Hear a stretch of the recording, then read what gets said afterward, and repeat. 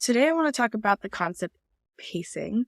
And part of this concept that I don't think anyone talks enough about is the grief of when you can't get it all done. If you are anything like me and you love personal development, so reading about it, watching YouTube channels about it, um, lifestyle vlog videos, things like that, you're going to see a lot of people sharing their systems with you.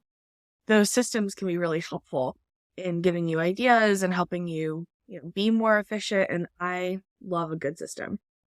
But I've actually never really been able to stick to a system, even when it's around something that feels really important to me. There are practices that I've put in place that help me do all the things that I need to do on a daily basis and prioritize the things that I need to get done. But having some system in place that you follow every day, checklist, my life changes way too much for that to be effective for me. It leaves me feeling frustrated and like a failure every time I write a to-do list or a system, like a morning routine or a nighttime routine or a meal planning kind of, here's what I'm going to plan and eat for the whole week. And while I do think that writing things down can be really helpful in organizing your thoughts and even organizing your day in a way that helps it flow, the biggest thing you have to remember is that things are going to change. And sometimes we'll be able to be okay with that, and sometimes we won't. There is no magic cure for making yourself just be okay with life's disappointments. So when you're trying to get it all done, and you're trying to figure out how to pace yourself, that's something that I find is really important, pacing, going slower than you think you have to so that you're conserving energy and you can actually go for longer and get things done in a less scattered way. But even this is not a fail-proof way of doing it, meaning you are going to have failures. You are going to have moments where you still don't get it all done, even though you laid out the perfect plan. It included breaks. It was slow. It was intentional. You knew exactly what you were going to do. Life throws you all types of curveballs. And when you're living with chronic pain and chronic fatigue, the curveball usually is so we just don't even see it coming. Your brain just turns off in the middle of something that you were really excited about just a few moments ago. And you start to get in the groove of something, and then all of a sudden your energy levels are just down to zero. We can't always plan for that, or we can't plan for when that's going to happen. But what we can do is plan to rest and recover from when that's happening. And during that recovery time, that is a really good time to practice reflection. We want to ask ourselves questions like, what went wrong? What went right? How could I have done something differently? But not from a place of beating yourself up.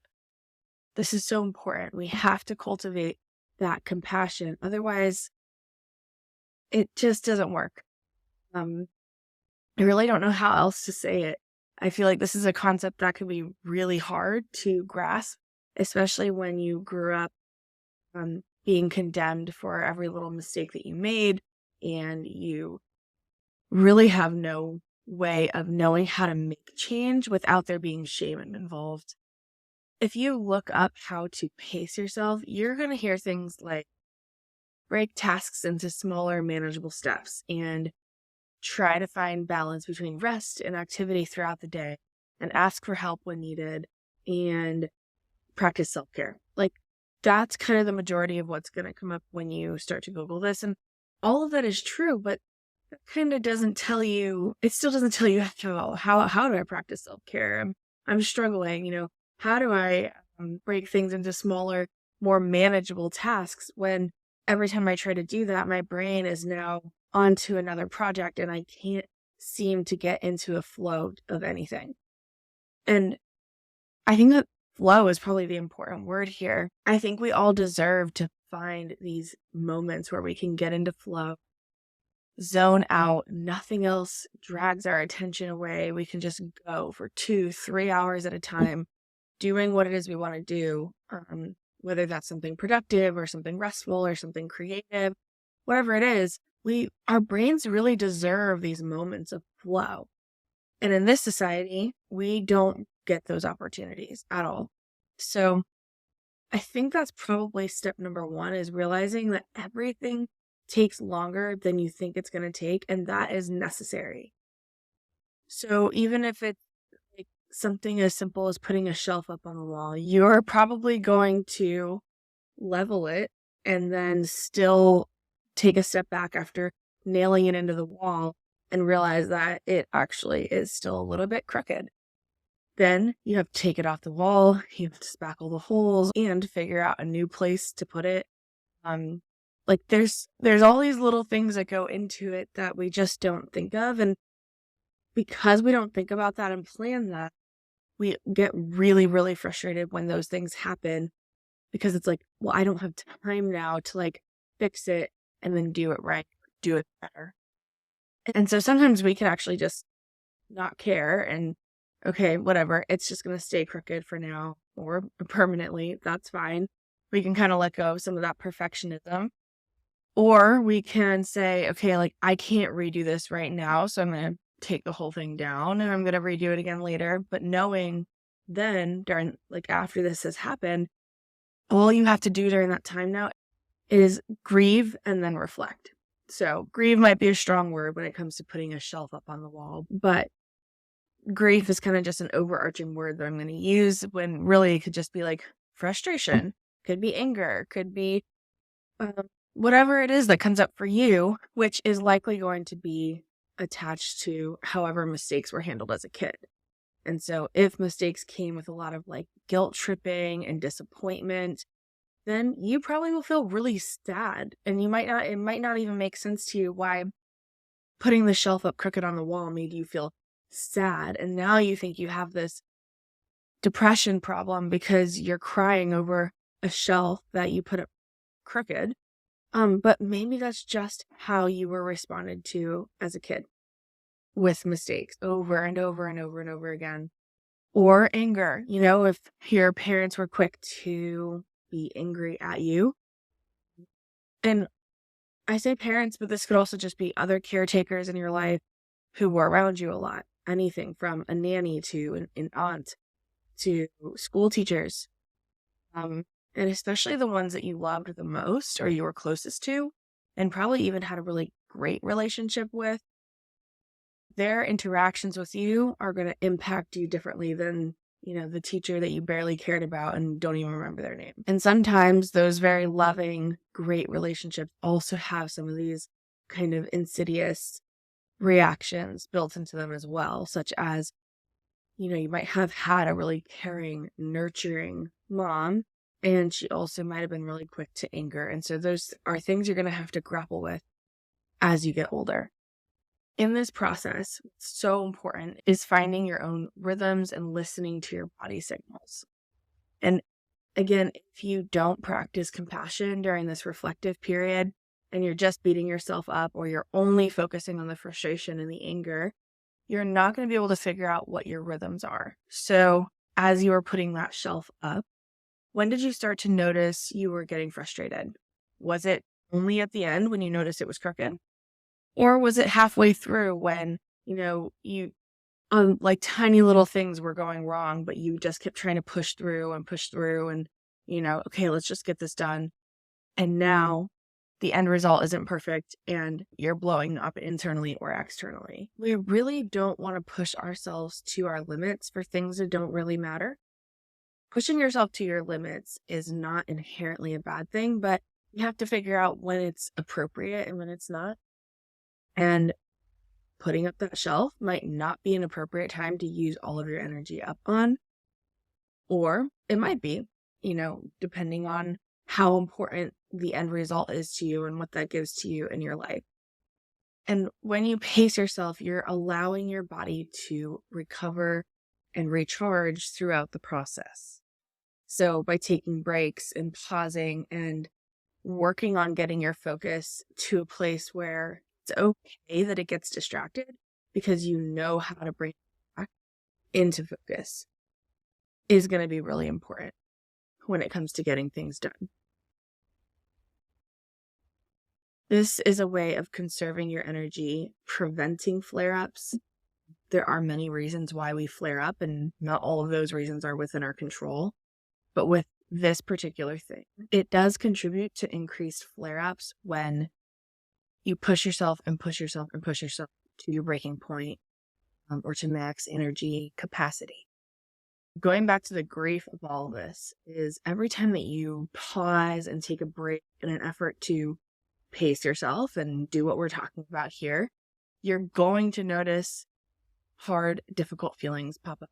And again, that's going to be related to whatever your brain was like. For me, that's a lot of frustration, anger. For you, it might be sadness. Again, it will just be different for everyone. Even just the skill of learning how to pace yourself is something that takes time. So that can be frustrating too in and of itself. Like, okay, I'm trying to put this shelf. I'm trying to pace myself. I don't know if I'm doing it right. I don't know what's going to be most helpful. Like, there's all these I don't knows, and uncertainty gives us a lot of lack of safety.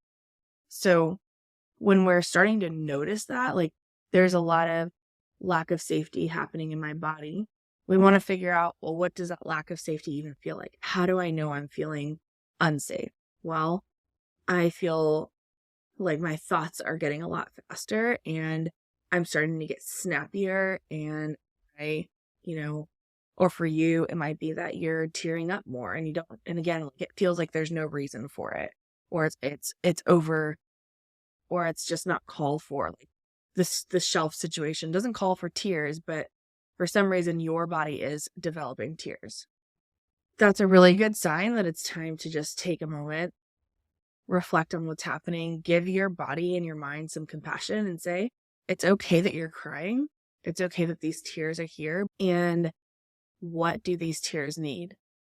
When I start talking about what you need, a lot of times people will interpret this as, what do I need in order to get myself to stop crying?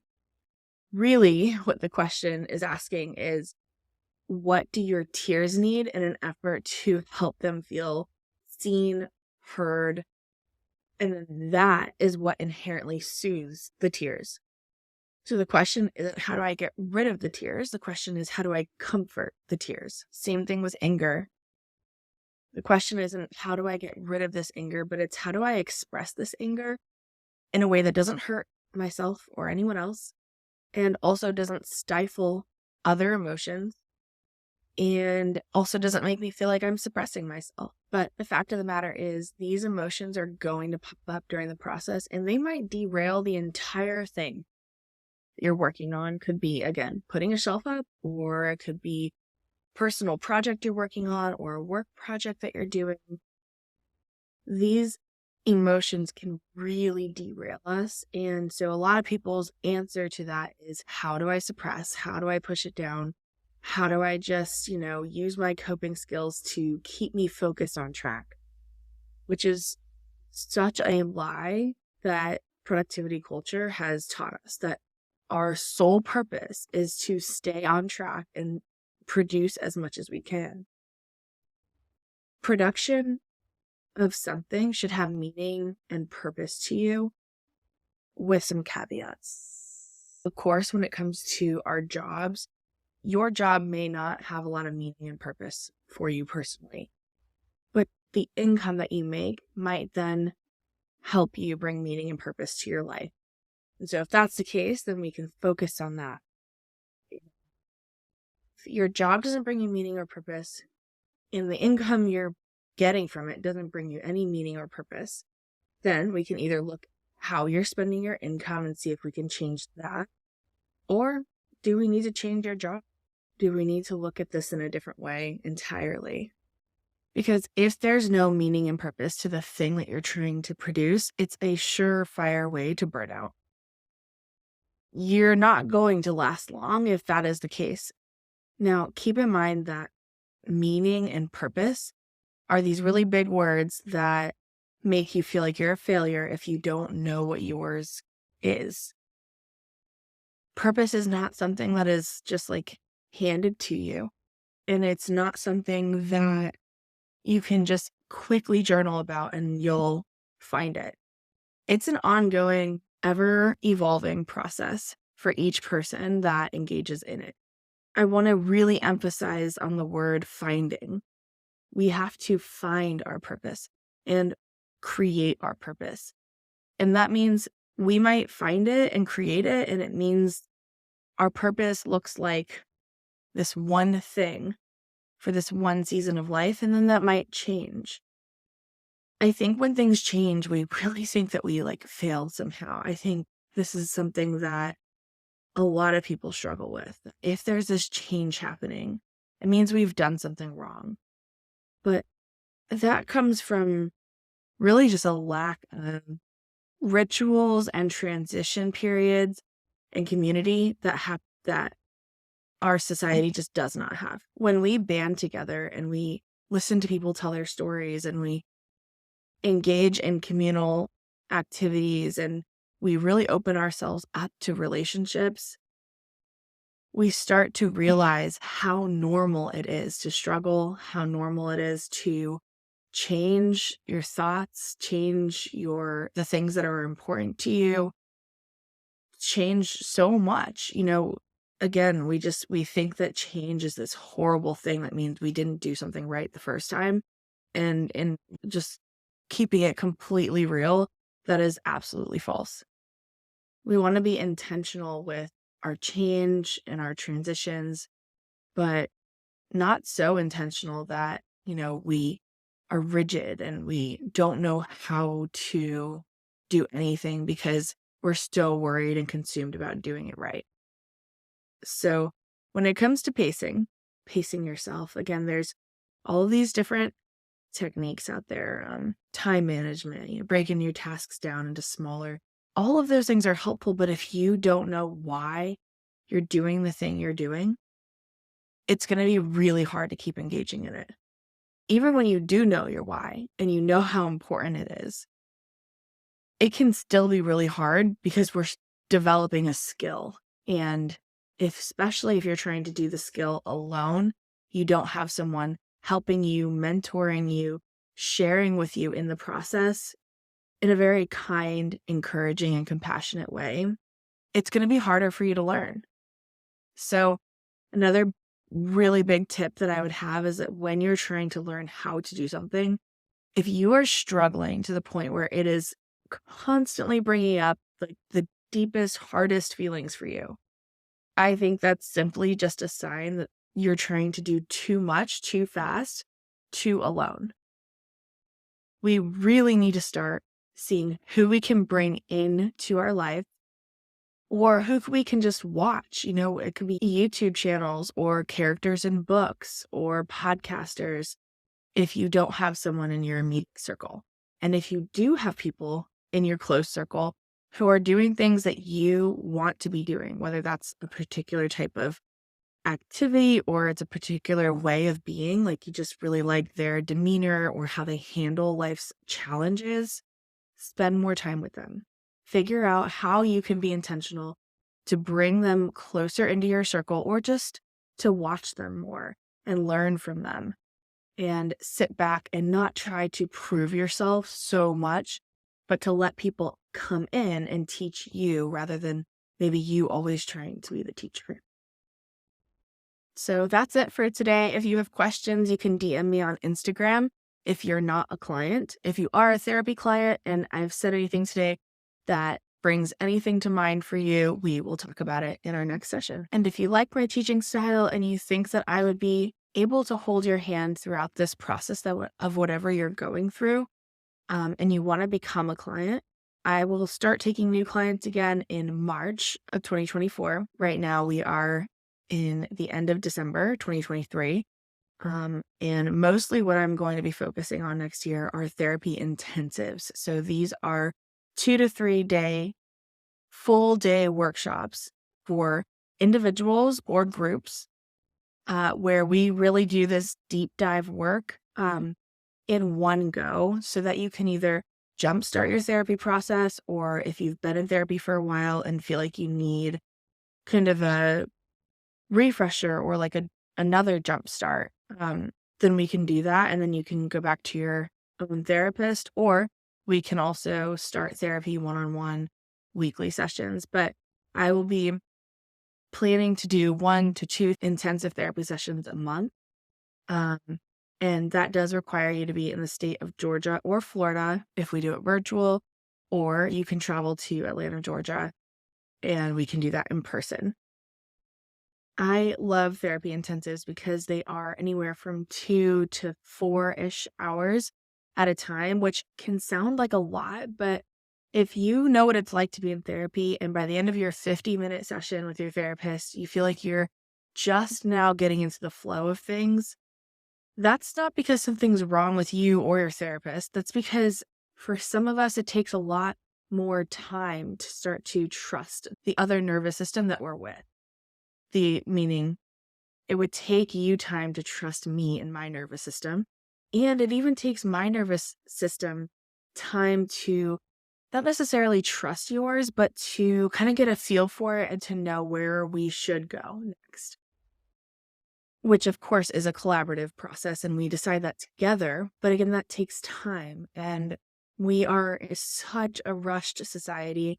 And so I'm really moving towards longer sessions, which does mean more cost front, but less frequency. So the cost ends up being the same throughout like a month or 3 months or a year, depending on how we kind of schedule it. So just keep in mind that these therapy intensives are not magic cure-all fixes, but they can be a more effective and flowy kind of way of doing therapy rather than this rigid, like, okay, 50 minutes, let's cut to the chase and say all the things we have to say. And then, it's 50 minutes and we're done. And I have to go because in 10 minutes I have my next session and I've got to write notes and I've got to, like, it's so toxic. And so I will be changing that over the course of the next year and how I do things. So if you're interested in working together, feel free to reach out via email, destiny@destinywinters.com. And I would love to jump on a consultation call with you.